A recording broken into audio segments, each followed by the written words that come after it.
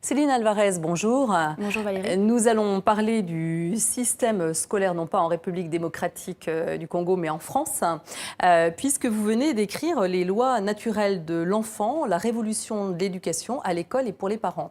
Alors, est-ce à dire que le système français de l'éducation est obsolète aujourd'hui ? Alors oui, il est rendu obsolète en fait par les connaissances scientifiques qui nous sont aujourd'hui apportées par la recherche internationale. C'est-à-dire que la recherche internationale, c'est-à-dire les neurosciences. La recherche internationale en sciences du développement humain, donc les neurosciences, la psychologie cognitive, les neurosciences affectives, cognitives et sociales. Toutes ces sciences, en fait, nous apportent des informations que nous n'avions pas avant. Et ce qui fait que, comme nous ne les avions pas, nous avons construit notre système éducatif sur des intuitions, des idées, des valeurs, des traditions, mais pas sur la connaissance scientifique du développement humain.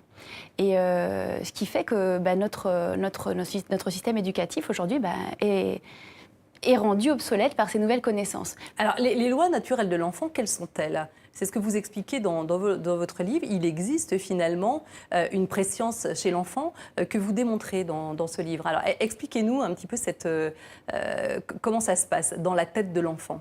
Alors, justement, ce que nous apporte c'est la recherche actuelle, c'est toutes ces informations que moi j'ai appelées les lois naturelles de l'enfant pour bien faire comprendre qu'il s'agit de principes d'apprentissage et d'épanouissement qui ne sont pas négociables en fait, puisque c'est comme ça que l'être humain apprend et s'épanouit, et qu'aujourd'hui il nous faut nous plier à ces principes-là et les servir. Alors quels sont-ils ? Par exemple, on sait aujourd'hui, et c'est très clair, il n'y a plus aucun doute là-dessus, on sait que l'être humain, le jeune être humain, apprend lorsqu'il est actif et non passif, ou lorsqu'il est motivé, et non pas lorsqu'il doit subir des apprentissages qu'il n'a pas choisis et qu'on lui impose. Vous dites que les enfants souffriraient de malnutrition mentale à l'école. Vous y allez un peu fort quand même, par rapport à ce que propose l'enseignement aujourd'hui, et souvent quand même des instituteurs ou institutrices très motivés par leur métier. Oui, je ne crois pas cibler spécifiquement l'école quand je parle de malnutrition mentale, psychique. Je parle en général, en fait, parce que collectivement, on a sous-estimé les potentiels de l'être humain tout jeune, dans ses premières années de vie. On a très fortement sous-estimé ses potentiels, et donc on a tendance à lui proposer des choses qui ne sont pas à la hauteur de ses grandes capacités et de son intelligence. Et donc, les enfants doivent se satisfaire de choses qui ne sont pas suffisamment nourrissantes, en fait, pour leur intelligence, qui, à ce moment-là, est d'une puissance plastique extraordinaire. Et ils sont capables d'embrasser le monde et d'épouser la complexité du monde grâce à cette plasticité cérébrale. Ils arrivent à détecter les régularités de la langue, d'une langue étrangère, ou les régularités de nos comportements sociaux, sans qu'on ait rien à leur expliquer. J'explique par exemple dans le livre qu'une expérience montre que des bébés, il me semble de mémoire là, que c'est des bébés de 9 mois, donc ou même avant ça, ils sont capables de détecter une erreur dans une langue étrangère quand ils ont été exposés à cette langue moins de 15 minutes. Vous voyez ? Alors qu'ils ne parlent pas encore leur langue.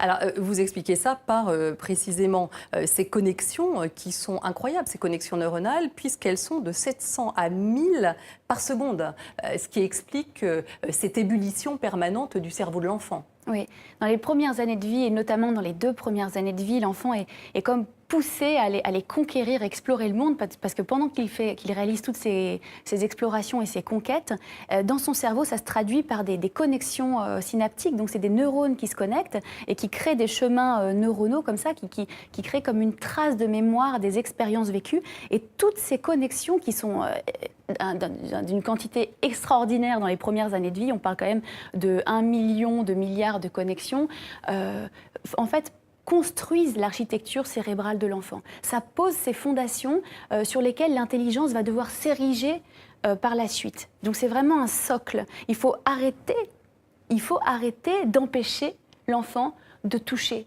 de bouger, d'explorer. Il faut arrêter parce que quand on fait ça, c'est pas l'enfant qu'on empêche d'explorer, c'est son intelligence qu'on empêche de se construire et de s'élaborer. Et finalement, les enfants seraient en souffrance s'ils n'ont pas cette capacité d'apprendre, enfin cette possibilité d'apprendre à ce moment-là. Vous avez donc mené une expérience pendant 3 ans avec une nouvelle démarche pédagogique. Alors oui, j'ai voulu, fort de ces connaissances-là théoriques sur la manière dont apprend et s'épanouit l'enfant, j'ai voulu mener dans une classe maternelle, dans le public et dans une zone défavorisée, puisque c'était important pour moi, parce que c'est de là où je viens. Je voulais montrer que lorsque, enfin, on respecte la manière dont l'être humain fonctionne, donc quand on a une démarche éducative, physiologique, scientifique, eh bien, les enfants apprennent extrêmement rapidement. Donc, lorsqu'ils sont actifs, motivés, et lorsqu'ils se sentent aimés plutôt que jugés et sanctionnés, et lorsqu'ils sentent qu'on leur fait confiance et qu'ils peuvent s'épanouir dans un environnement social où ils interagissent avec des enfants plus jeunes et plus âgés plutôt qu'être uniquement avec des enfants uniquement de leur âge, ce qui représente une diète sociale aride pour des enfants dont l'intelligence plastique est très forte à ce moment-là, eh bien, quand on respecte toutes ces conditions-là, non seulement lire, écrire, compter, ça devient des conquêtes, ça redevient des conquêtes faciles et rapides et joyeuses, mais les enfants épanouissent tous ces potentiels embryonnaires dont je parle dans le livre, les potentiels d'empathie, les potentiels moraux. On naît, ça c'est quand même une nouvelle extraordinaire, l'être humain naît avec une capacité empathique innée. Il naît également avec des potentiels moraux. Un enfant de 3 mois est capable déjà de détecter, de faire la différence entre le bien et le mal, et il préfère le bien.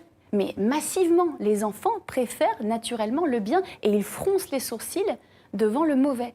C'est quand même une excellente nouvelle. Et quand on respecte la manière dont fonctionne l'être humain dans son environnement scolaire et familial, donc quand on lui permet tout ce que j'ai dit au préalable, d'être actif et de vivre dans un environnement où il y a une grande richesse sociale, une grande variété sociale, eh bien ces potentiels se révèlent sans qu'on ait cherché à les provoquer.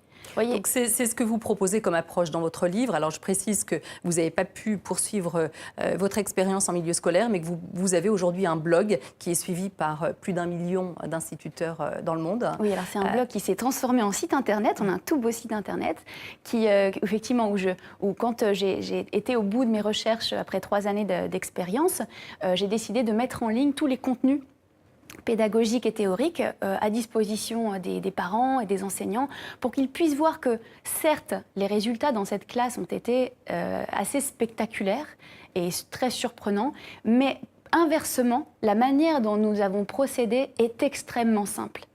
Il s'agit presque de bon sens et donc c'est une invitation, ce site et mon expérience et ce livre. En fait, toute ma démarche est une invitation à ce qu'on revienne à l'essentiel. Voilà, donc vous êtes invité à aller voir le blog de Céline Alvarez donc, sur Internet et donc lire son livre « Les lois naturelles de l'enfant, la révolution de l'éducation à l'école et pour les parents également ». Oui.